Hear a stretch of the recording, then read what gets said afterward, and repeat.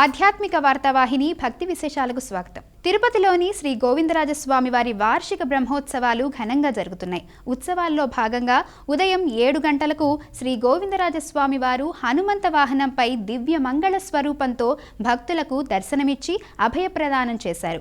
భక్తజన బృందాల చెక్క భజనలు, కోలాటాలు, మంగళ వాయిద్యాల నడుమ వాహన సేవ అత్యంత వైభవంగా జరిగింది. అడుగడుగునా భక్తులు కర్పూర హారతులు సమర్పించి గోవిందనామస్మరణతో స్వామివారిని దర్శించుకొని పరవశించారు. త్రేతాయుగంలో శ్రీరాముడికి పరమ భక్తుడిగా వెలుగొందిన హనుమంతుడు భక్తి, శక్తి, శరణాగతికి ప్రతీకగా నిలిచారు. అందుకే స్వామివారు హనుమంత వాహనంపై విహరిస్తూ భక్తులకు శరణాగతి మహిమను చాటి చెప్పారు. కుంకుమతో నియతారుణితా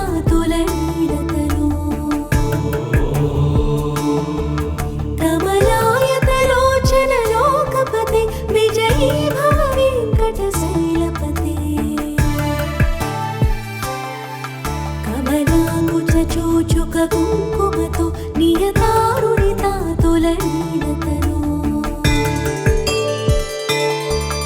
కమలాయతలోచన లోకపతే విజయీ భవ వెంకటశైలపతే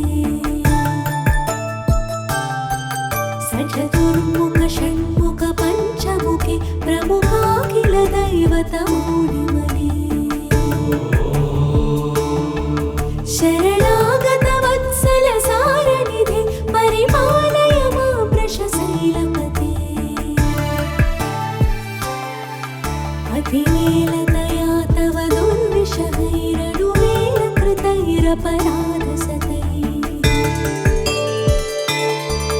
భరితం త్వరితం వృషశైలపతే పరయా కృపయా పరిపాలి హరే అధివేంకటశైలముదారమతే చనతావిమతారికదానరతా పరదేవతయా గదితా నిగమై కమలాలయితాన పరంగలయే కరవేణురవావస గోపవధు శతకోటి వృతాత్ స్మర కోటి సమా ప్రతిపల్లవికాభిమతా సుఖదా వసుదేవ సుతాన్న పరంగలయే అభిరామ గుణాకరదాసరదే జగదేకధనుర్ధర నీరమతే రఘునాయక రామ రమేశ విభో వరదో భవ దేవదయా జలదే అవనీతనయా కమనీయకరం. తిరుపతి శ్రీ గోవిందరాజస్వామి వార్షిక బ్రహ్మోత్సవాల్లో భాగంగా శ్రీదేవి, భూదేవి సమేత శ్రీ గోవిందరాజస్వామి వారి ఉత్సవమూర్తులకు స్నపన తిరుమంజనం జరిగింది. పాలు, పెరుగు, తేనె, చందనం, వివిధ రకాల పండ్ల రసాలతో స్వామి, అమ్మవార్ల ఉత్సవమూర్తులకు విశేష అభిషేకాలు నిర్వహించారు. వినా వెంకటేశం ననాథో ననాథః సదా వెంకటేశం స్మరామి స్మరామి హరే వెంకటేశ ప్రసీద ప్రసీద ప్రియం వెంకటేశ ప్రయచ్చ ప్రయచ్చ వినా వెంకటేశం ననాథో ననాథః సదా వెంకటేశం స్మరామి స్మరామి హరే వెంకటేశ ప్రసీద ప్రసీద ప్రియం వెంకటేశ ప్రయచ్చ ప్రయచ్చ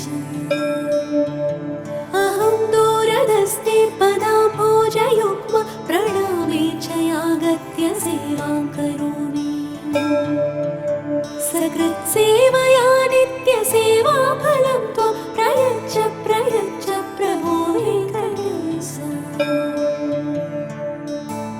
అజ్ఞానినా మయా దోషా అశేషాన్ విహితాన్ హరే క్షమస్వత్వం క్షమస్వత్వం శేషశైలశిఖామణే అజ్ఞానినా మయా దోషా అశేషాన్ విహితాన్ హరే క్షమస్వత్వం క్షమస్వత్వం శేషశైలశిఖామణే హరే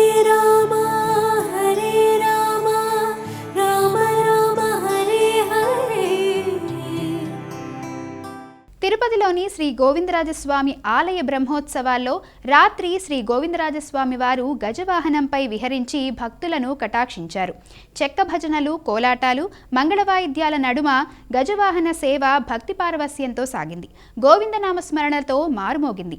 మాడవీధుల్లో భక్తులు అడుగడుగునా కర్పూర హారతులు సమర్పించి స్వామివారి దివ్య మంగళ రూపాన్ని దర్శించుకున్నారు.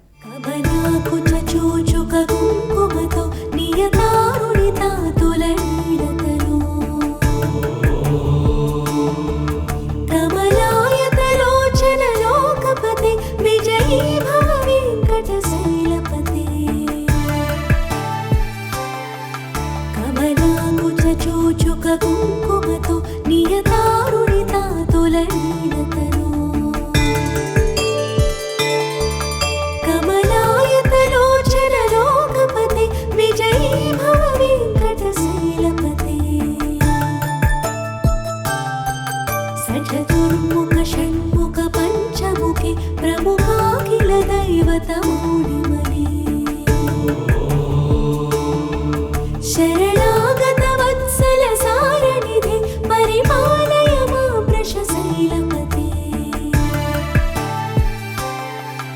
అధివేలతయా తవ దుర్విషహైరడువేల కృతైరపరాధసతై భరితం త్వరితం వృషశైలపతే పరయా కృపయా పరిపాలి హరే అధివేంకటశైలముదారమతే జనతాభిమతాధికదానరతా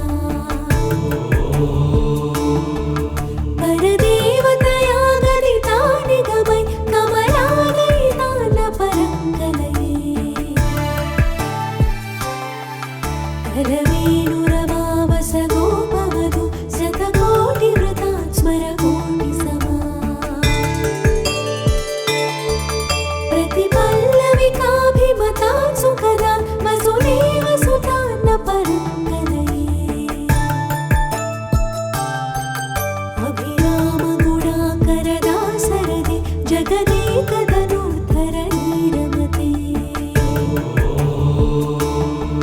రఘునాయక రామ రమేశ విభో వరదో భవదేవ దయా జలదే అవనీతనయా కమనీయకరం రజనీకర చారుముఖాంబురుహం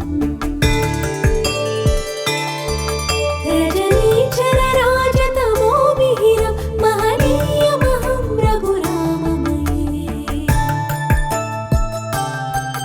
సుముఖం సుహృదం సులభం సుఖదం స్వనుజం చ సుఖాయమోఘశరం అపహాయ రఘుత్వయమన్యమహం న కరంచన కంచన జాతు భజే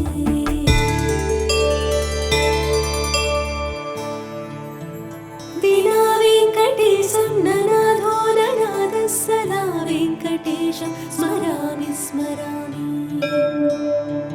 హరే వెంకటేశ ప్రసీద ప్రసీద ప్రియం వెంకటేశ ప్రయచ్చ ప్రయచ్చ.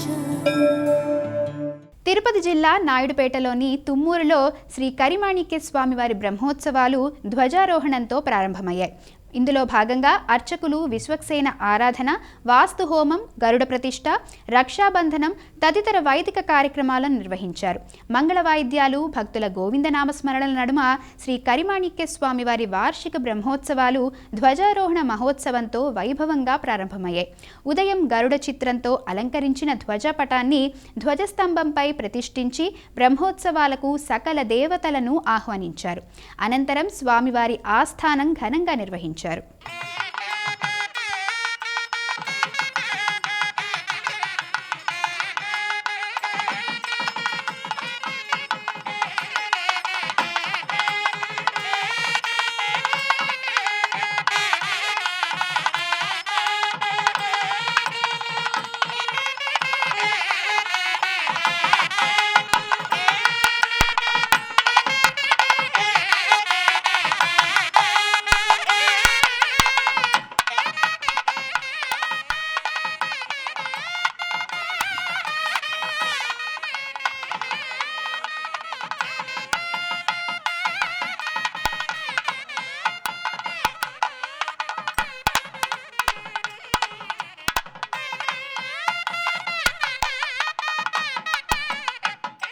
తిరుమలలో శ్రీ వెంకటేశ్వర స్వామి దర్శనం కోసం వస్తున్న భక్తుల క్యూలైన్ల నియంత్రణకు తిరుమల తిరుపతి దేవస్థానం ఒక కొత్త పద్ధతిని ప్రవేశపెట్టింది. అప్పటికే క్యూలైన్లలో ఉండి స్వామివారి దర్శనానికి మరో 20 గంటలైనా పడుతుందని తెలుసుకుని నిరుత్సాహపడే భక్తులకు ఈ సదవకాశం కల్పిస్తోంది. క్యూలైన్లలో ఉన్న భక్తులు కొన్ని గంటలు బయటకు వచ్చి మళ్లీ నిర్దేశిత సమయానికి లోపలికి వెళ్లే సదుపాయం కల్పిస్తోంది. తిరుమలలో ఆపదమొక్కులవాడి దర్శనం ఈ వేసవిలో ఏమంత సులువైందేమీ కాదు. గంటలు రోజుల తరబడి క్యూలైన్లలో వేచి ఉండాల్సిన పరిస్థితి ఉంది. వేసవి మొత్తం ఇదే రద్దీ కొనసాగుతోంది. లక్షలాది మంది భక్తులు తిరుమల కొండకు చేరుకుంటున్న దశలో అప్రమత్తమైన తిరుమల తిరుపతి దేవస్థానం అధికారులు అన్ని చర్యలు తీసుకుంటూ భక్తులకు సులభంగా శ్రీవారి దర్శనం కల్పించే ప్రయత్నాల్లో ఉన్నారు. అయినా సరే వైకుంఠం క్యూ కాంప్లెక్స్ ప్రతినిత్యం భక్తులతో కిటకిటలాడుతోంది. గంటలు రోజుల తరబడి క్యూలైన్లలో ఉండడం కొంతమంది భక్తులకు అస్సలు సాధ్యం కాకపోవచ్చు. దీన్ని దృష్టిలో ఉంచుకుని భక్తులకు అసౌకర్యం కలగకుండా ప్రత్యామ్నాయాలను ఆలోచించింది. సిబ్బందితో చర్చించిన తరువాత ఒక నిర్ణయానికొచ్చింది. క్యూలో ఉన్న భక్తులు కొన్ని గంటల పాటు బయటకు వెళ్లి తిరిగి క్యూలైన్లోకి వచ్చే సదుపాయం తీసుకొచ్చింది.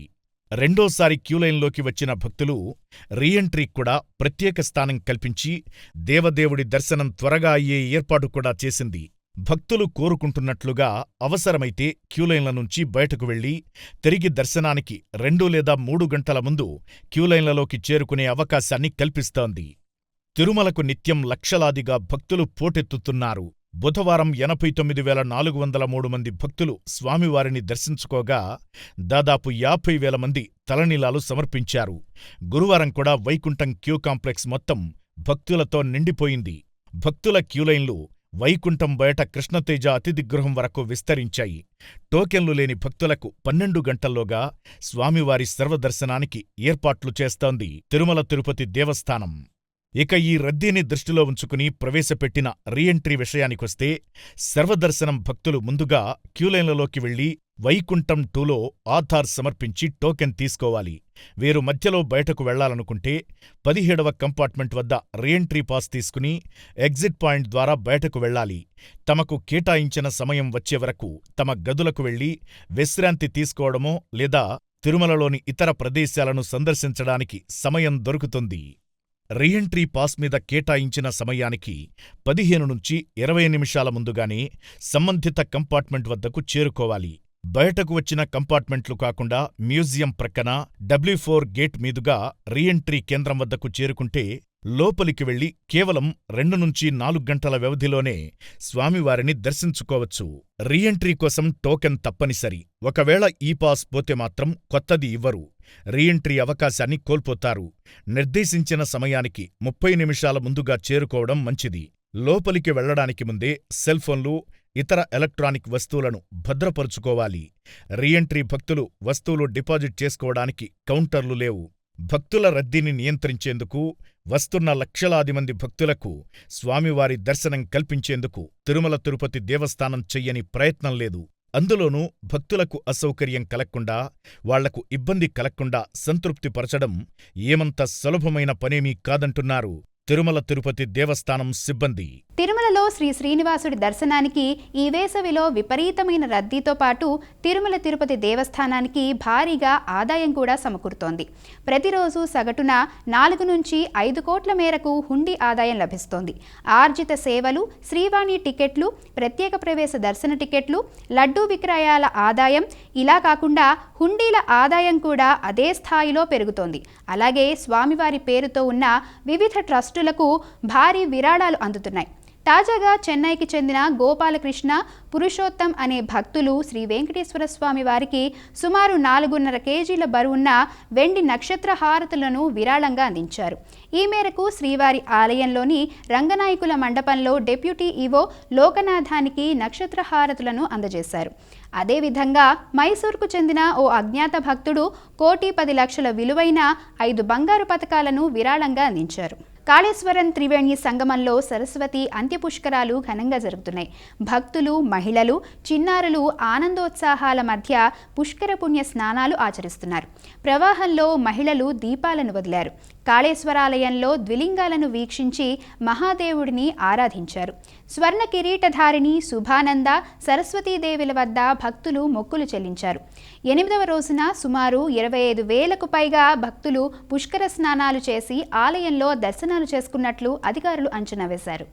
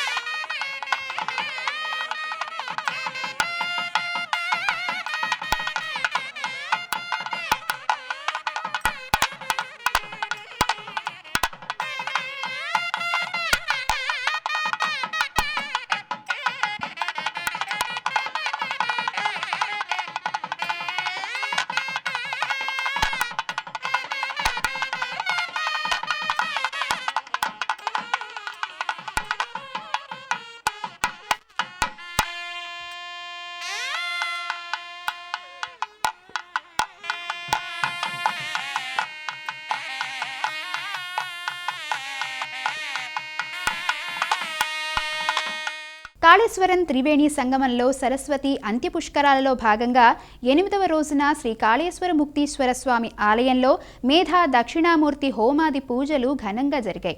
లోక కళ్యాణార్థం ఈ క్రతువు నిర్వహించారు.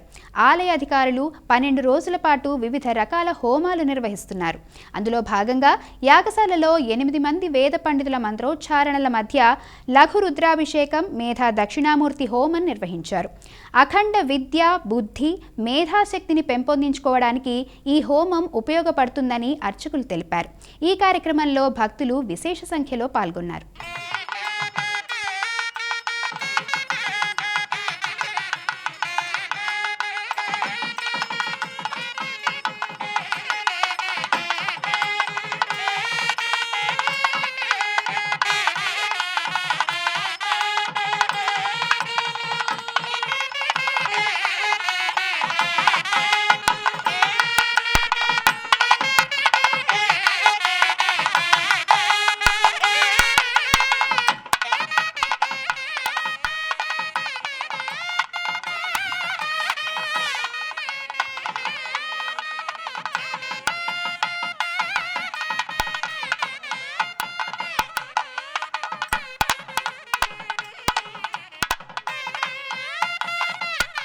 కాళేశ్వరంలో కాకతీయులు చాళుక్యుల కాలం నాటి ప్రాంతీయ చారిత్రక సాంస్కృతిక వారసత్వాన్ని పరిచయం చేయాలనే ఉద్దేశంతో దేవాదాయ శాఖ ఈ మ్యూజియాన్ని నిర్మించింది. ఈ సరస్వతి అంత్యపుష్కరాలలో భక్తులు మ్యూజియంలోని పురాతన విగ్రహాలను సందర్శిస్తున్నారు. 1982లో శ్రీ కాళేశ్వర ముక్తీశ్వర స్వామి ఆలయ జీర్ణోద్ధరణ సమయంలో ఈ క్షేత్రానికి చెందిన శిలాశాసనాలు 100కు పైగా దేవతా విగ్రహాలు శిల్పాలను తొలగించారు. వాటిని సరిగ్గా భద్రపరచకపోవడంతో గత 44 ఏళ్లలో కొన్ని భూగర్భంలో కూరుకుపోయాయి. సరస్వతీ నది అంత్యపుష్కరాల సందర్భంగా దేవాదాయ శాఖ ఈ శిల్పాలను వెలికితీసి 1.20 కోట్లతో నిర్మించిన మ్యూజియంలో ప్రదర్శనకు ఉంచి భావితరాలకు అందుబాటులోకి తీసుకొచ్చింది. ఒకే చోట 110కి పైగా అరుదైన శిల్పాలను ఏర్పాటు చేయడంతో కాళేశ్వరం చరిత్ర సందర్శకుల కళ్ల ముందు సజీవంగా ఆవిష్కృతమవుతోంది.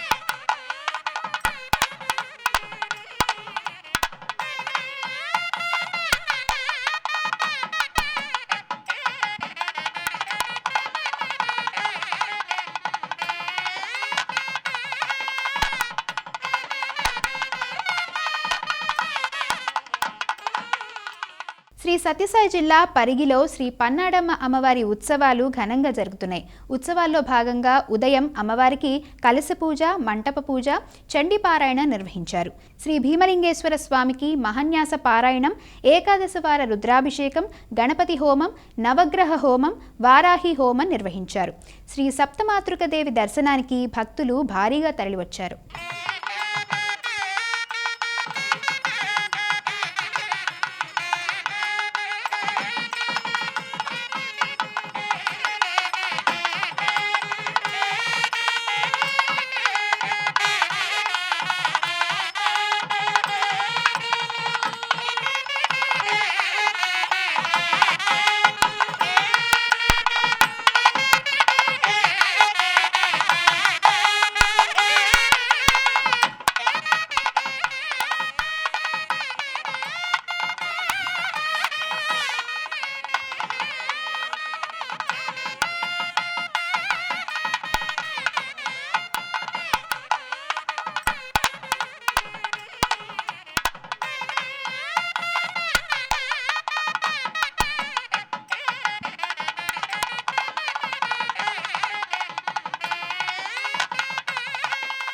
ఇవి ఈనాటి భక్తి విశేషాలు. తదుపరి ఆధ్యాత్మిక వార్తావాహిని భక్తి విశేషాల్లో మళ్ళీ కలుద్దాం. అంతవరకు సెలవు.